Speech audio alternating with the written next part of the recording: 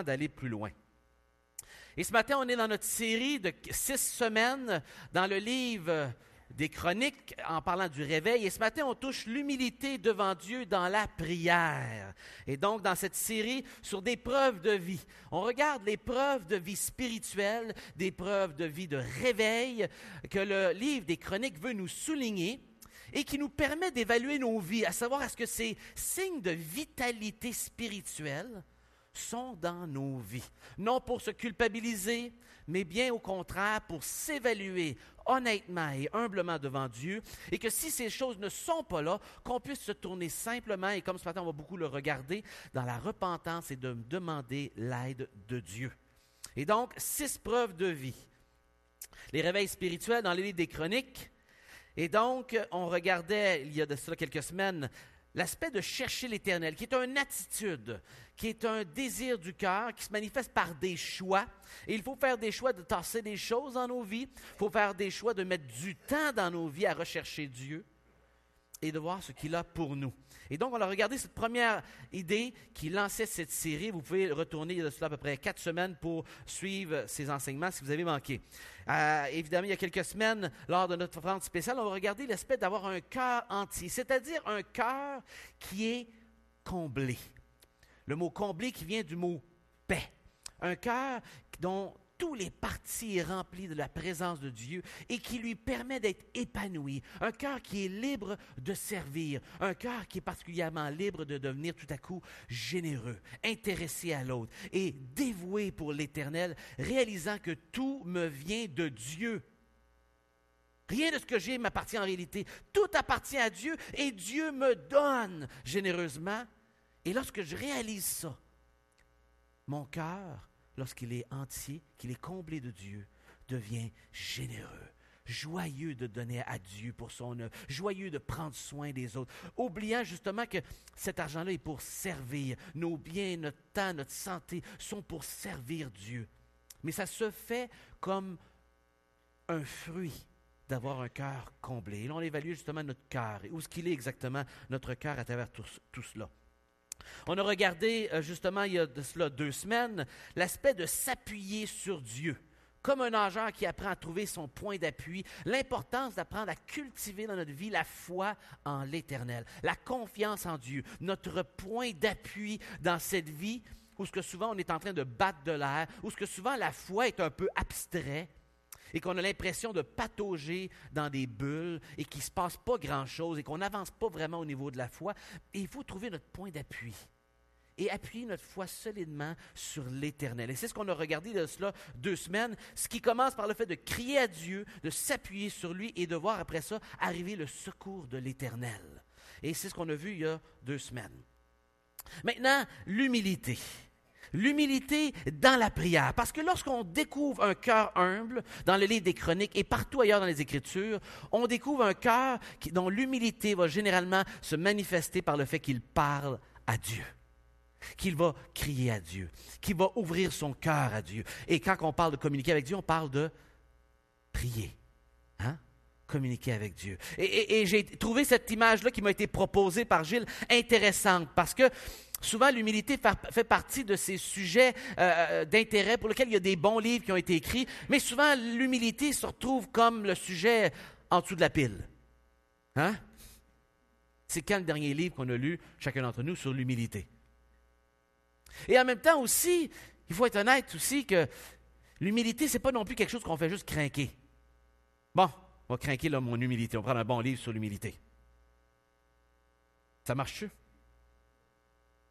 Moi, je lutte avec la colère. J'ai pris des livres sur la colère, j'ai lu sur la colère. Il n'y a pas grand-chose qui a changé. Vous savez ce qui a apporté le plus de changement pour moi dans la colère, même si je dois continuer à lutter avec cela? Ça a été lorsque Dieu m'a montré que ma colère était un manque de foi envers lui. C'est là que ça l'a fait le plus mal.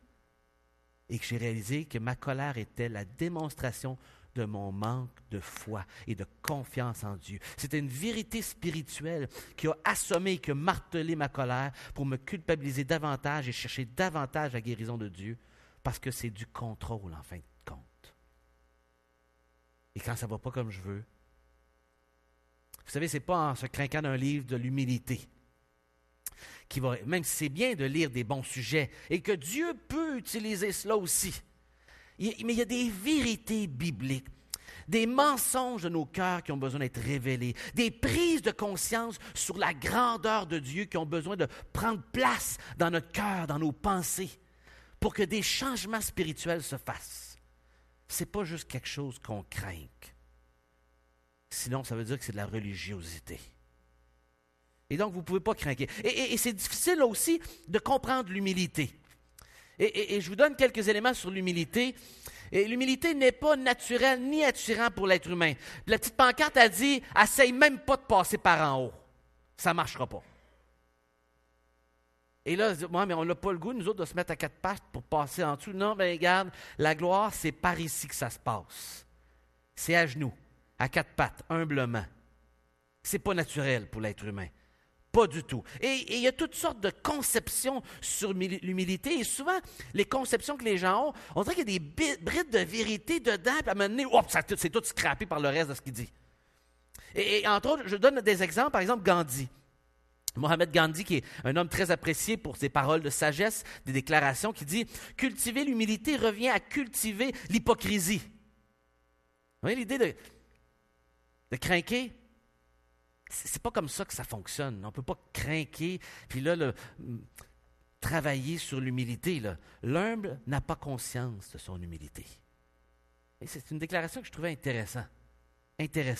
Un autre, Mathieu Ricard, qui est connu pour avoir un Québécois été dans le bouddhisme et qui amène toutes sortes de paroles. Et là, vous allez voir du mélange intéressant de concepts ici, qui dit « L'humilité ne consiste pas à se considérer comme inférieur. » OK, c'est intéressant jusqu'ici. Ce n'est pas l'idée d'infériorité, OK, mais à être affranchi de l'importance de soi.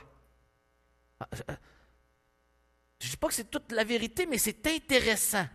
C'est-à-dire, il y a une part là-dedans où j'oublie que je mets de côté l'espèce de me sentir toujours important. L'orgueil, c'est ça, c'est moi qui est au centre de ma vie, l'orgueil, n'est-ce pas? Qui est sur le trône de ma vie. Alors, il y a cette idée-là de réaliser que je ne suis pas le centre du monde. Et ça, c'est intéressant. C'est ça. Mais regardez ce qu'il dit après. C'est un état de simplicité naturelle qui est en harmonie avec notre véritable nature. Moi, en partant, là, ça vient de gricher. Là. Ma véritable nature, moi, elle n'est pas humble. Là. Je vous l'assure. Ma véritable nature, il n'y a rien d'humble dedans. Ma véritable nature est pourrie à l'os naturellement. Fait que, je ne sais pas où que lui, il a pris sa nature, là, mais ma véritable nature, là, je ne la vois pas. Là. Et permet de goûter à la fraîcheur de l'instant présent. OK, c'est un peu abstrait, là, mais peut-être lorsqu'on va commencer à fumer du pot dans quelques mois, là, ça va être moins... J'ai-tu dit ça à haute voix, moi, là? C'est pas vrai, là, on ne fera pas ça, là, mais il y en a peut-être, malheureusement, qui vont s'embarquer là-dedans. Là. L'instant présent, là, puis c'est un peu là, New Ager, hein, si vous entendez le vocabulaire. Là. L'humilité est une manière d'être et non de paraître. Ah, ça c'est intéressant aussi. Vous voyez l'idée? Il y a des brides de vérité, il y a des choses intéressantes, mais on dirait que ça accouche pas de la bonne façon. C'est un bébé mal né, finalement, au bout du compte, les définitions de l'humilité autour de nous, souvent. Et des fois aussi, les gens pensent que, tu sais, justement, on peut craquer ça. Fait qu'il y a un concours de qui est le plus humble. Si vous êtes déjà disqualifié, vous êtes dans le concours des plus humbles. Parce que ce n'est pas un concours, hein? Et le plus qu'on pense être humble, le moins qu'on y est proche, finalement. Voici quelques déclarations que certaines personnes ont faites. Ayons l'humilité d'accepter ce que nous sommes, des simples êtres humains. Ah, ici, éveil oriental. Bon, on sait où ça va aboutir, mais il y a une bride de vérité de reconnaître qui je suis. Et là, ici, on tombe ici dans une pensée plus chrétienne. L'humilité, c'est d'examiner son cœur chaque jour, reconnaître ses erreurs et demander pardon au Seigneur. Et voilà le Seigneur qui est inclus maintenant dans cette définition, la notion aussi de relation avec lui. Monsieur Rick Warren, pasteur d'une grande église aux États-Unis de 30 000 personnes, l'humilité n'est pas de vous estimer moins OK, c'est pas l'estime de soi qu'on diminue, qu'on abaisse, mais c'est de penser moindre de vous-même. Hein, vous voyez, est-ce que vous voyez la nuance ici, là? C'est d'avoir le bon regard sur soi. C'est pas de se sous-estimer puis de s'écraser, d'être des pas bons. C'est de comprendre d'où vient la bonne manière de se regarder. Un autre dit, la fierté nous rend artificiels alors que l'humilité nous rend authentiques. Jamais rien qui satisfait tout, mais des brides de vérité et certaines ici inspirées de pensées de la foi. Et là ici, je vous lis la déclaration à droite sur l'humilité. Je ne suis qu'un outil entre les mains du Créateur. Lorsque je chéris quelqu'un, c'est lui qui aime à travers moi. Lorsque je guéris, c'est son énergie que je véhicule. Lorsque je bénis, c'est lui qui passe à travers moi. Sans cette énergie divine qui est ma seule et véritable identité, je ne suis rien, je ne peux rien, je ne veux rien.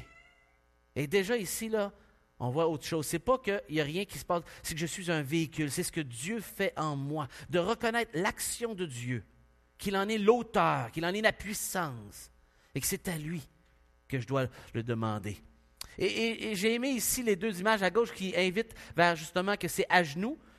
Et l'idée d'être à genoux, ce n'est pas non plus l'aspect de dire je suis un pas bon, c'est de reconnaître devant qui je suis à genoux, c'est devant Dieu.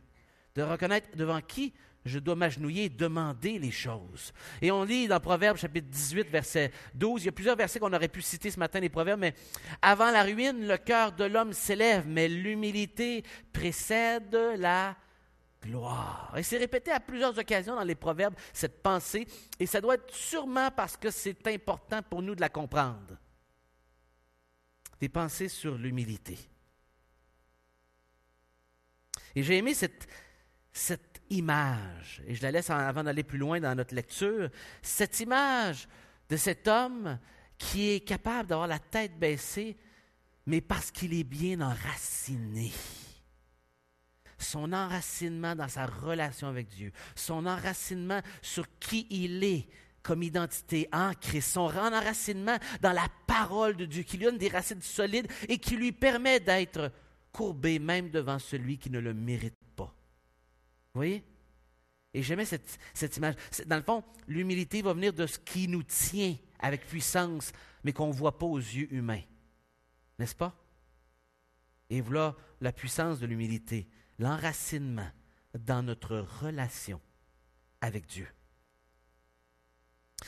Avant de faire notre lecture d'un texte choisi ce matin, je vous rappelle ce verset clé et pour lequel qui va orienter vraiment notre discussion ce matin. « Si mon peuple sur qui est invoqué mon nom », c'est Dieu qui parle ici après la prière de Salomon, « s'il s'humilie, prie, cherche ma face, et s'il se détourne de ses mauvaises voies. » Et vous voyez ici, chercher ma face, se détourner, on l'a déjà adressé dans le premier enseignement. Qu'est-ce qui va arriver? Il dit, je l'exaucerai, je vais l'entendre des cieux. Je vais lui pardonner son péché et je guérirai son pays. Et le mot guérison n'est pas utilisé souvent ailleurs, mais à deux autres occasions, on parle de Dieu qui répond à une prière d'un roi et qui guérit effectivement la nation.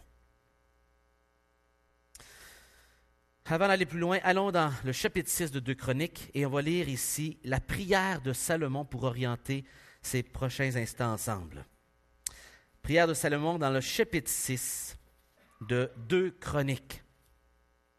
Et je ne vous lis pas le chapitre au complet, on retrouve cette prière également dans le livre des Rois, mais au cœur du livre des Chroniques, il y a cette prière qui exprime ici le chemin de la repentance, le chemin du retour vers Dieu, comment revenir après s'être éloigné, le chemin à suivre lorsque quelqu'un suit ce chemin de l'humilité.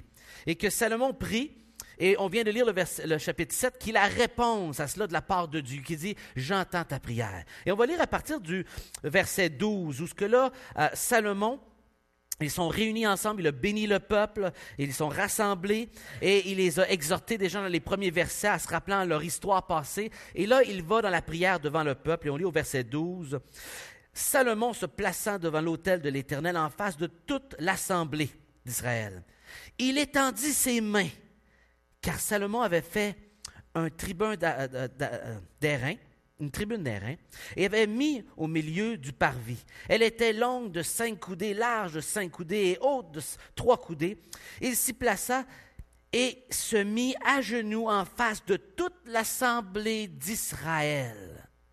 Et déjà là, on commence ici un récit de manière très différente de tous les films de rois qu'on connaît, les histoires de rois. Parce que les histoires de rois commencent par les gens qui se courbent devant le roi. Ici, notre lecture commence par un roi qui se courbe devant le roi des rois et qui donne une direction à son peuple.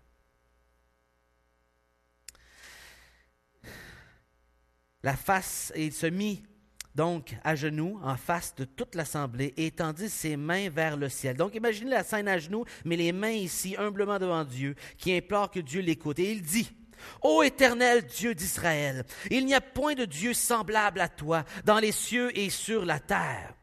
Tu gardes l'alliance et la miséricorde envers tous tes serviteurs qui marchent en ta présence de tout leur cœur.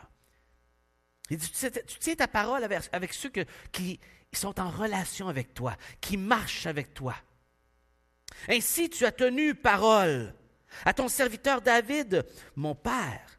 Et ce que tu as déclaré de ta bouche, tu l'accomplis en ce jour par ta puissance. Parce qu'ils étaient en train de voir, par cette maison construite, l'accomplissement des paroles qu'il avait reçues, que son fils construirait un temple pour son nom.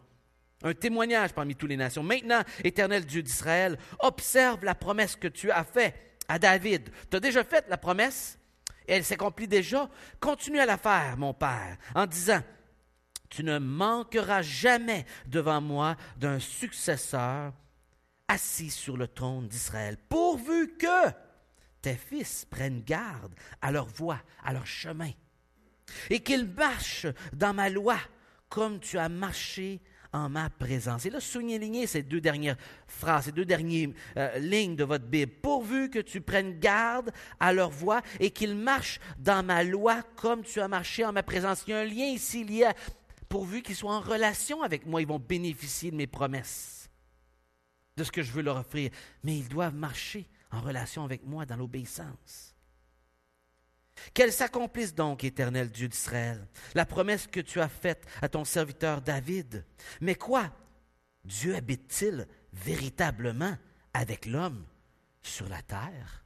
On a construit une maison, mais est-ce que Dieu se réduit à être un Dieu qui vit dans une maison sur terre?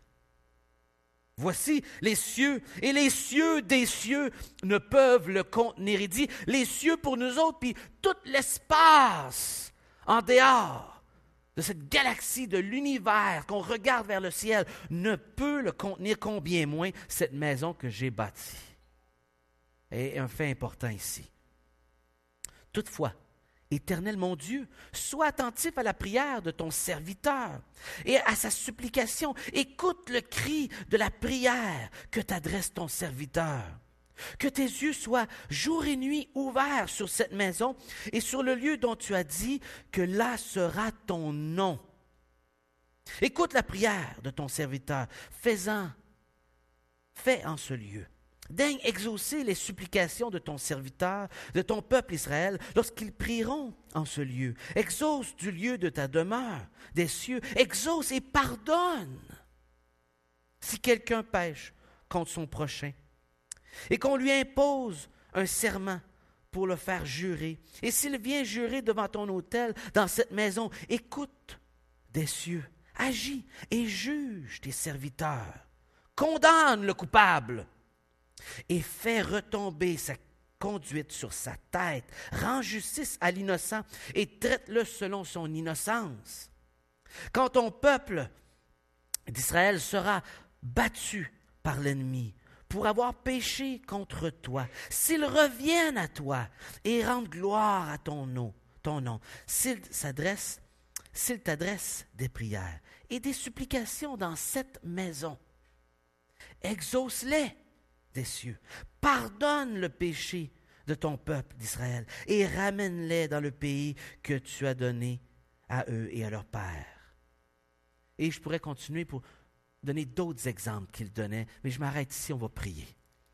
Seigneur, c'est une belle prière qu'on lit ici dans le livre des Chroniques, cette prière de Salomon. Elle est inspirante et elle est rassurante, surtout, pas parce qu'il l'a prié, mais parce que tu as répondu tout de suite après au chapitre 7 et que tu dis oui à sa demande, Seigneur. Là, ce qui est le plus réconfortant dans ce qu'on va voir ce matin, Seigneur, que peu importe notre situation, si humblement on se tourne vers toi, reconnaissant ta grandeur, notre petitesse et notre besoin de toi, tu entends. Tu entends, Seigneur. Tu es sensible, tu es un père attentionné à l'écoute de tes enfants. Tu réponds, tu guéris, tu restaures. Et quel réconfort pour nous ce matin. Enivre-nous de cette vérité, Seigneur, qu'elle nous remplisse, qu'elle nous percute par les histoires ce matin qu'on va regarder sommairement, mais que cette vérité entre dans nos cœurs, nous te le demandons, Seigneur. Nous en avons besoin parce que, Seigneur, ce matin, humblement, je le crois et j'espère que mes frères et sœurs vont le voir, mais nous sommes des enfants dysfonctionnels, avec des problèmes d'attachement envers notre Dieu. Et nous avons de la difficulté, Seigneur, à mettre en pratique ces paroles d'humilité, d'aller dans la prière et de confesser. On a des problèmes d'attachement, on a des doutes que tu vas le faire, que c'est vrai tout ça. Parle à nos cœurs, Seigneur, s'il vous plaît, ce matin. Nous te le demandons dans le précieux nom de ton Fils Jésus et pour ta gloire. Amen.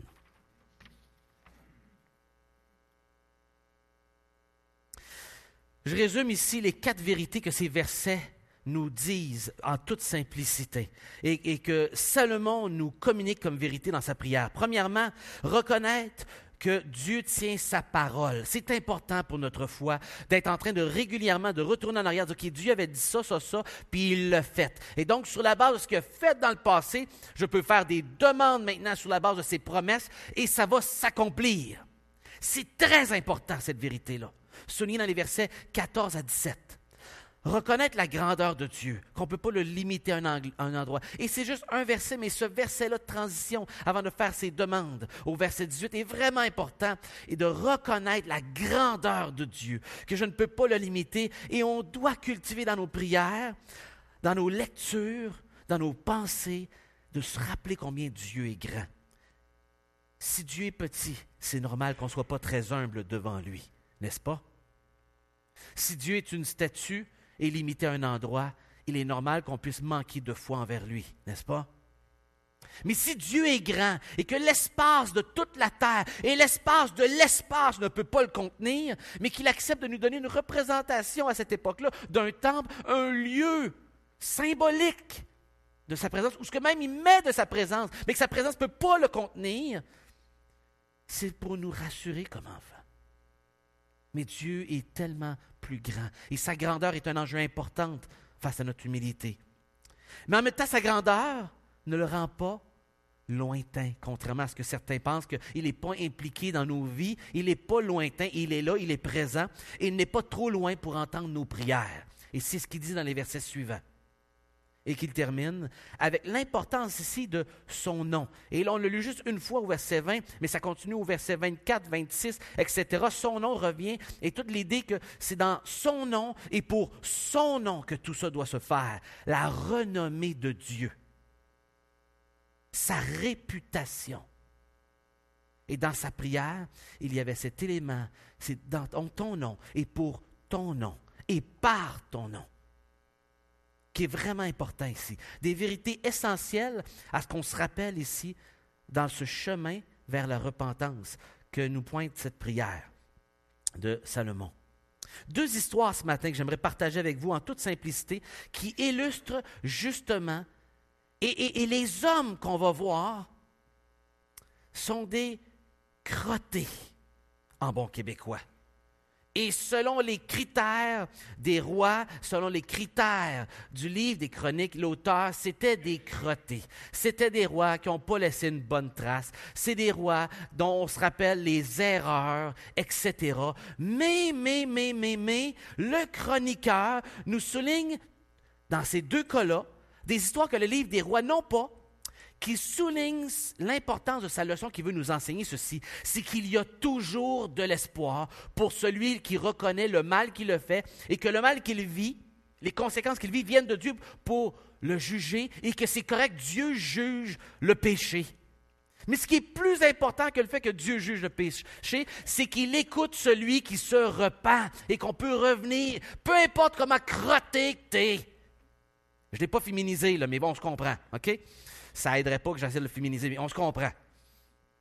Et que tu peux toujours revenir. Et ça, pour la communauté juive, après l'exil, qui était faible, qui se sentait incapable, dont le lieu d'adoration était brisé, c'est important pour dire, hey, même si vous subissez peut-être des conséquences de vos parents, vous avez aussi vos conséquences, vos choix, votre relation avec Dieu aujourd'hui. Vous ne pouvez pas vous apitoyer sur vous-même que je vis les conséquences de mes ancêtres, c'est à cause d'eux autres que je suis en exil. J'y ai pas vraiment participé, moi, Seigneur. Je suis une victime de mes parents et de tout ça. Non, on est tous pécheurs. On a tous tendance à l'égarement et on a tous tendance à l'abandon de l'Éternel lorsque ça ne va pas comme je veux. Puis que là, je vis du jugement, que je n'accepte pas la justice de Dieu. J'ai de la misère à le comprendre. Puis tant que je ne le comprends pas, que je ne l'accepte pas, il n'y a pas de pleine repentance. Mais le chroniqueur dit, s'il y a de la repentance, tu reconnais, tu demandes pardon, il t'écoute toujours. C'est un père attentionné toujours, et ça c'est une source d'espoir pour la communauté après l'exil, qui avait besoin de savoir qu'il y avait quelque chose pour eux dans l'avenir, que Dieu avait encore des bons plans pour eux. Et peut-être vous êtes dans ce même état d'esprit que ces gens qui se sentaient faibles après l'exil. Roboam est une des deux histoires que j'aimerais vous lire, et je vais vous lire, allez avec moi dans le chapitre 12. On va lire que quelques versets. On dit au chapitre 12, verset 1, que lorsque Roboam fut affermi dans son royaume et qu'il eut acquis la force, il abandonna la loi de l'Éternel. Voilà ce qui résume pour l'essentiel. Aussitôt que ça a bien été, aussitôt qu'il était fier, puis que Dieu lui a donné du succès, ben c'est là qu'il s'est planté, puis qu'il a abandonné la loi de Dieu. C'est comme ça que commence le chapitre 12. Et finalement, Dieu va envoyer à cause de ça le roi, le pharaon d'Égypte, pour venir être une plaie pour eux, pour les juger. Pourquoi? Parce que Dieu sait que s'ils ne vivent pas des conséquences, ils ne reviendront pas. C'est comme avec nos enfants. S'il n'y a pas de conséquences, ils ne prennent pas ça au sérieux. Ils vont recommencer, ils n'apprennent pas ce qui est bien, ce qui est mal, puis il y a des conséquences aux bons choix, il y a des conséquences aux mauvais choix. Et Dieu fait ça. Alors, il envoie une conséquence. Et ce qui est intéressant, c'est qu'un prophète vient, au verset 5, il dit alors Shemija, le prophète, et là, cette histoire-là ne se trouve pas dans les rois. C'est pour ça qu'on l'apprécie particulièrement. Ça fait partie de communiquer le message du chroniqueur. Se rendit auprès de Roboam et des chefs de Juda qui s'étaient retirés de Jérusalem à l'approche de Shishak, qui était le roi de l'Égypte. Et il leur dit, ainsi parle l'Éternel, vous m'avez abandonné, je vous abandonne aussi. Et je vous livre entre les mains de Shishak. Les chefs d'Israël, et c'est les paroles que j'ai nommées ici, et le roi s'humilièrent et dirent, l'Éternel est juste. C'est vrai qu'on le mérite. Wow! C'est un bon début. Ce qui nous arrive, là, on le mérite, c'est vrai. On l'a abandonné, puis on s'est foutu de lui quand que tout allait bien, puis là, il nous envoie un roi pour nous donner une claque sur la gueule. C'est juste, Seigneur. Je la mérite, la claque. Il commence comme ça. Et quand l'Éternel vit qu'ils s'humilièrent, il le voit premièrement. Remarquez bien, il le vit. La parole de l'Éternel fut ainsi adressée à Shemija, et ils se sont humiliés. Et je ne les détruirai pas, je ne tarderai pas à les secourir, et ma colère ne se répandra pas sur Jérusalem et sur Shachak. Mais ils lui seront assujettis. Alors, je n'enlève pas toute la conséquence. Ils ont dû payer un tribut. Mais il y a eu la paix et il ne les a pas détruits. Pourquoi Dieu a décidé ici de ne pas les détruire? En réponse à leur humilité, à leur humiliation. Ils ont reconnu que Dieu était juste, ils ont demandé pardon, Dieu a enlevé les conséquences et ils ont rectifié le tir. Et on lit au verset 12, justement, « Comme Roboam s'était humilié, l'Éternel détourna de lui sa colère et ne le détruisit pas entièrement. » Alors, ce qu'il est en train de dire ici, c'est que il ne l'a pas détruit entièrement, mais il a quand même gardé une partie de la conséquence. C'est comme avec mes enfants. Lorsqu'il y en a un qui a fait une bêtise, puis là, je lui demande, dis-moi la vérité, tu vas avoir moins de conséquences. Tu me mens, tu en as le double, le triple, le quadruple. Tu en as pour ta vie au complet! Finalement, on rectifie les affaires, puis c'est juste le double. Mais là, finalement, tu as raison, papa, regarde, j'ai fait ça, puis ça. OK, regarde, je t'allais te donner une semaine, pas de TV. Parce que tu as été honnête, je t'en donne 3 jours. Je ne t'enlève pas les conséquences, tu as fait le mal. Il y a des conséquences qui restent du mal. Et ça peut arriver des fois qu'on enlève tout pour récompenser l'honnêteté. Parce qu'il y a eu repentance, parce qu'il y a eu humilité. Mais les conséquences ne partent pas toujours. Et souvent, on reste avec les conséquences. Et c'est là que l'attitude d'humilité se voit par est-ce que je chiale des conséquences que je dois vivre avec? Ou est-ce que j'accepte les conséquences, reconnaissant que Dieu est juste, comme je l'ai dit au début? N'est-ce pas? Est-ce que je vis les conséquences en chiolant? Ou je les vis avec la force de Dieu, en acceptant que c'est bien mérité, puis que c'est correct, puis que ça garde mon cœur humble, c'est bon pour moi. C'est bon pour moi. Et voici les 2 usages du mot dans l'Ancien Testament qui nous aident à comprendre. Dieu humiliera son peuple pour leurs péchés. Donc, Dieu humilie pour leurs péchés, à cause duquel, moi aussi, je leur résisterai et les mènerai dans le pays de leur ennemi. Et ce qu'il est en train de dire, c'est que quand un cœur va être dur, c'est moi qui vais les humilier par des gens extérieurs. C'était dit d'avance, qu'à chaque fois qu'un peuple vient et gagne contre eux, c'est pour punir Israël. Puis si Israël veut prendre la leçon, il doit retourner à un texte comme celui-ci dans Lévitique ou Deutéronome 28, ou encore celui-ci des rois qu'on vient de lire dans Chroniques. Et la voie de la repentance a été toute décrite dans la parole de Dieu par les prophètes. Je vais vous envoyer ça, ils savent d'avance. Ils savent la conséquence. C'est comme quand nos enfants disent, regarde, si tu fais ça, tu comprends là, que ça veut dire que tu veux ça. Puis là, l'enfant revient, puis là, tu lui dis la conséquence, mais c'est toi qui l'as choisi. Mais non, je ne l'ai pas choisi. Oui, je t'ai dit, si tu fais ça, il va avoir ça. Fait qu'en décidant de faire ça, tu as décidé que tu voulais ça. C'est assez mathématique, hein? Puis Dieu fait la même chose. Il a dit, voici ce qui va vous arriver. Si vous faites une bêtise, je vais envoyer un peuple, il va vous juger. Puis là, si vous voulez revenir, bien voici comment revenir. C'était tout écrit. Il n'y a pas de surprise. Puis tu lis l'Ancien Testament, puis c'est exactement ce que Dieu fait. Et c'est ce qui montre ici dans le chroniqueur. De l'autre côté, Dieu dit, dans Deutéronome 9, verset 3, « Dieu humiliera ceux qui s'opposeront à son peuple aussi. » Ah! Donc, Dieu humilie son peuple s'il n'obéit pas, mais ceux qui s'attaquent à son peuple, qui manquent d'humilité de reconnaître que c'est le peuple de Dieu, puis qui osent avoir l'affront d'attaquer le peuple de Dieu qui, là, est collé à Dieu, je vais les humilier. Et l'autre usage, c'est celui qu'on lit, où ce que les gens se sont humiliés. Mais Dieu humilie son peuple, ou Dieu humilie un peuple qui ose s'attaquer à son peuple. Et on voit les 2 usages à travers tout l'Ancien Testament, d'une manière harmonieuse et continue. Maintenant, allons dans le chapitre 33.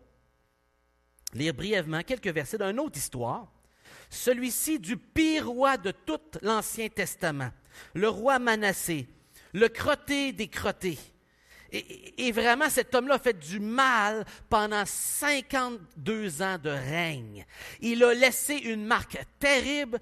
Le temple a été négligé, les statues partout, et on en a complètement oublié. Après une génération complète, on en a complètement oublié la parole de Dieu. Elle était même perdue à l'intérieur du temple. Lorsque Josias, presque 20 ans après la mort de celui-ci, va arriver dans une étape de réveil, de restaurer le temple, il va découvrir la loi.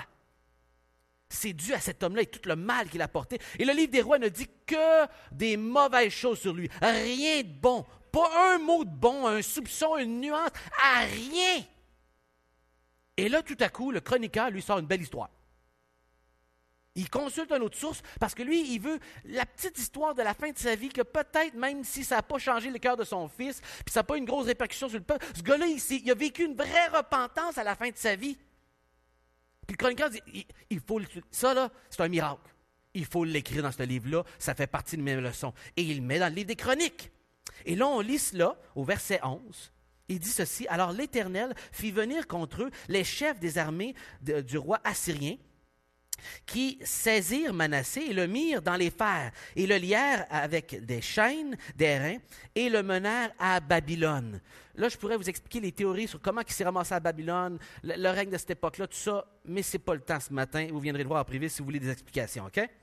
Lorsqu'il fut dans la détresse, soulignez ça ici, lorsqu'il fut dans la détresse, il implora l'Éternel, son Dieu, et il s'humilia profondément. En hébreu, on lit juste « il s'humilia très ».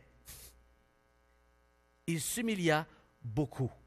Et ici, on le traduit profondément, devant Dieu, le Dieu de ses pères. Il lui adressa ses prières.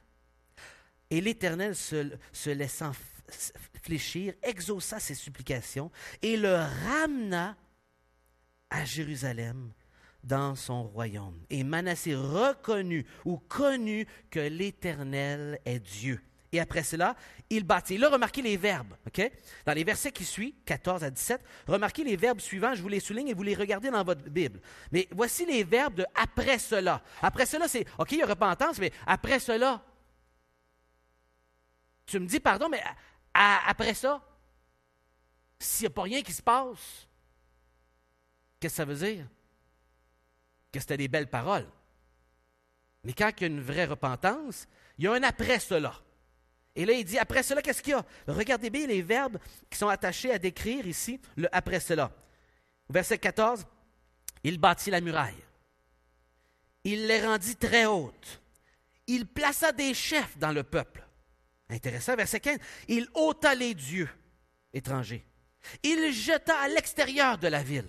Verset 16, il bâtit l'autel de l'Éternel. Il sacrifia dessus. Il dit à Judas de servir l'Éternel. OK. Selon les critères de l'Ancien Testament, selon ce qu'on lit dans le Nouveau Testament, c'est une repentance authentique. Ces actions, les bottines, ont suivi les babines. Il n'a pas juste dit quelque chose, il y a quelque chose qui s'est passé. Vous voyez?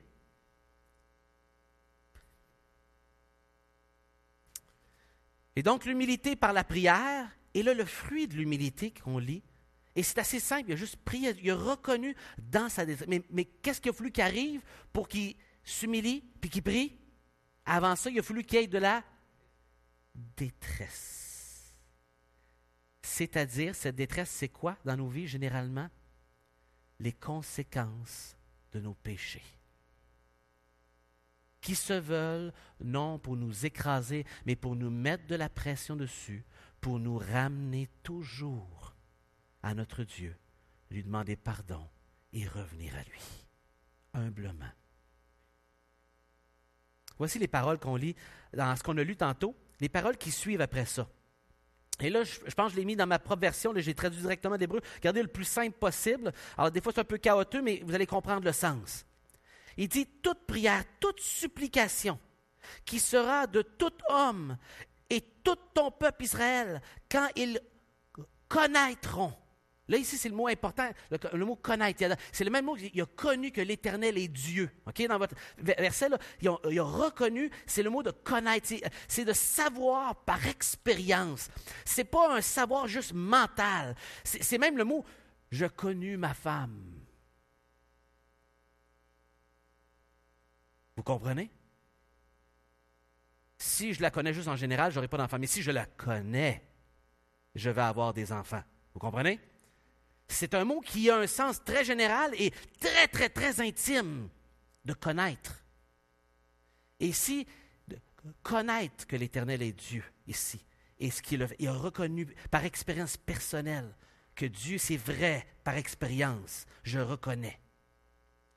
Son fléau et sa souffrance, et étends les mains vers cette maison, et toi tu entendras des cieux l'endroit où tu habites, et tu pardonneras, et tu donneras à l'homme selon toutes ses voies, que tu connais son cœur. Ah!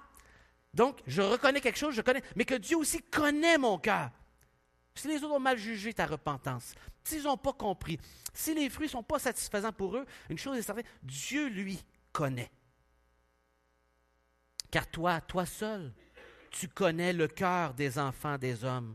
Et tu entendras des cieux l'endroit, et tu feras selon qu'appellera vers toi l'étranger. Ah, même l'étranger ici est inclus dans cette prière. Ce n'est pas juste les Juifs, c'est l'étranger en plus qui est protégé par cette prière. Celui qui est vulnérable et qui arrive de l'extérieur. Amen.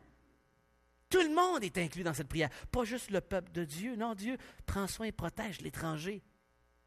Afin que tous les peuples de la terre connaissent ton nom.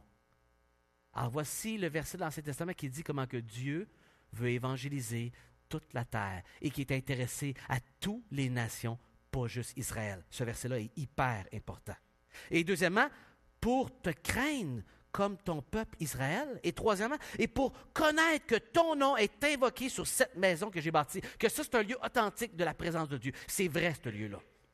Et donc, ces trois buts-là étaient remplis par cette prière que Dieu veut répondre et désire répondre. Le temps avance vite. Notez ceci chez Manassé, très important. Manassé égara le peuple pour faire le mal plus que les nations que l'Éternel avait détruites devant les enfants d'Israël. Et là, on peut dire, ah, mais lui, il était vraiment grave, lui, il était vraiment là. Mais Jésus, on nous dit le Messie, dans le chapitre 53 d'Ésaïe, verset 6, dit ceci, « Nous étions tous errants. On était tous des égarés, comme des brebis qui n'avaient pas de berger, là, puis qui étaient sortis des clôtures.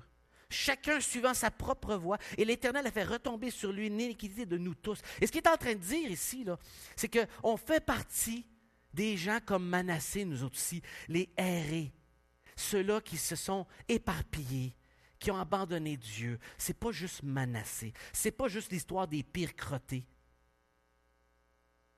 L'histoire des pires crottés, c'est aussi mon histoire. Pas juste avant que je me convertisse, peut-être aussi après que je me suis converti, où ce que je me suis égaré, j'ai abandonné et qu'il a fallu avoir un moment difficile pour avoir un retour. Et ça nous transite vers le Nouveau Testament. L'humilité dans le Nouveau Testament, Jésus dit ceci, « Quiconque s'élèvera sera abaissé, et quiconque s'abaissera sera élevé. » J'ai mis le mot ici grec, pas pour vous impressionner, parce que c'est le même mot utilisé par les Grecs 300 ans avant Jésus-Christ pour traduire le mot humilité dans l'Ancien Testament. C'est le même mot que Jésus utilise, qu'on retrouve dans le Proverbe aussi, qu'on retrouve particulièrement dans le Chroniqueur, qui en fait la plus grosse usage de tout l'Ancien Testament, le mot s'humilier. Il y a une leçon importante ici dans son cœur qui doit être passée.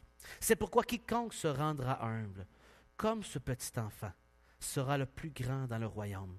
C'est-à-dire que ce que nous, on considère grand, c'est tout un autre niveau pour Jésus et comment Dieu nous regarde. Et ce verset-là est répété dans les 3 différents évangiles synoptiques qu'on appelle. Ça touche aussi le respect, ce mot-là. Il y a un autre mot grec qui est utilisé pour traduire ça dans l'Ancien Testament qui touche le respect et qui dit ceci, « Enfin, il envoya vers eux, c'était une parabole, son fils en se disant, « Ils auront du respect pour mon fils. » Vous vous rappelez cette histoire-là? Puis qu'est-ce qu'ils ont fait avec le fils dans cette histoire-là? Ils l'ont tué. Ils vont être humbles devant lui. C'est ça que ça veut dire. C'est le même mot utilisé dans Chronique 5 fois pour le traduire, ce mot humble de l'Ancien Testament. Ils vont avoir du respect pour lui. Ils vont reconnaître sa stature grande et leur petitesse. Puis ils vont l'écouter. Puis qu'est-ce qu'on a fait? Le fils du roi envoyé, on ne l'a pas respecté parce qu'on était errant, comme Manassé. Et il a été tué collectivement par l'être humain, dont le message de Jésus dérangeait profondément, parce qu'il attaquait toute forme de religiosité. Il ramenait au Fils uniquement comme source d'autorité, au Fils de Dieu comme seule source de vérité, seul chemin et seul moyen d'avoir la vie. Et ça dérange tout être humain, qu'il y a une seule voie. Et je trouve intéressant, vous savez, ce même mot est utilisé un peu plus loin. D'ailleurs, puisque nos pères, selon la chair, nous ont châtiés et que nous les avons respectés, on s'est humiliés devant eux, ne devons-nous pas, à bien plus forte raison, nous soumettre au Père des esprits pour avoir la vie? j'étais en train de lire cette semaine et je vous laisse avec cette illustration. J'étais en train de lire cette semaine, en fait, j'ai écouté une vidéo qui touchait le problème de l'attachement chez les enfants adoptés. Et mon épouse l'a reçu de quelqu'un, elle me l'a transmis. Puis finalement, j'ai commencé à l'écouter, puis c'était tellement bon que je l'ai tout écrit. Et essentiellement, les 20 caractéristiques des enfants adoptés et les choses qui se manifestent dans leur vie qui démontrent leur problème d'attachement. Il y avait une liste de 20 pour lequel ma femme et moi, on regardait puis on disait, nous, on en a 17 sur 20. Je pense qu'on a un problème dans notre famille, chez nos enfants adoptés. Et on les lisait un à un. Puis c'est des choses aussi simples que l'enfant ne veut pas regarder dans les yeux, le contact ne veut pas. L'enfant, pour garder le contrôle, va semer par toutes sortes de choix et de décisions et de réactions, te faire réagir pour semer le chaos autour de lui. Et c'est toujours une notion en fonction de se contrôler parce que l'enfant qui a des problèmes d'attachement a vécu par expérience dans le passé le fait d'être abandonné et que les adultes, c'est pas fiable. Une maman ou un papa, ça sac son camp. Ma tante, une mononcle, finalement, quand c'est trop de travail, ils te larguent à l'orphelinat. Puis à l'orphelinat, tu as des gens qui visitent et qui décident non, ça ne m'intéresse pas, ça. C'est trop vieux, c'est trop ci, c'est trop ça. Et donc, il a appris qu'il faut que je garde le contrôle sur ma vie. Je sème le chaos autour de moi, puis moi, je garde le contrôle pour me protéger. Et donc, je ne peux pas m'attacher trop, sinon je risque d'aimer et je risque de faire confiance à l'adulte et je risque encore d'être trahi, brisé, blessé. Et ça, là, c'est viscéral. Et je lisais la liste, puis ma femme était comme « Ouais, là, on lisait, on était... » Mais hier, puis avant-hier, vous savez ce que j'ai réalisé? C'est quand que je lis la liste des problèmes d'attachement, j'étais en train de lire nos problèmes à nous avec le Père Céleste. C'est fou comment cette liste décrit notre problème d'attachement envers le Père Céleste. Parce que nous aussi, on a vécu sur Terre des déceptions avec d'autres personnes, des déceptions avec des gens en autorité, des déceptions avec un père, une mère, un oncle, une tante, un professeur. Et là, mécanisme de contrôle, autoprotection. Et finalement, de réaliser ce que mes enfants adoptés vivent avec moi, c'est ce que moi aussi, je vis de dysfonctionnel. Que nous, comme Église, vivons comme dysfonctionnels avec le Père Céleste. Wow! OK. Puis c'est dur à briser.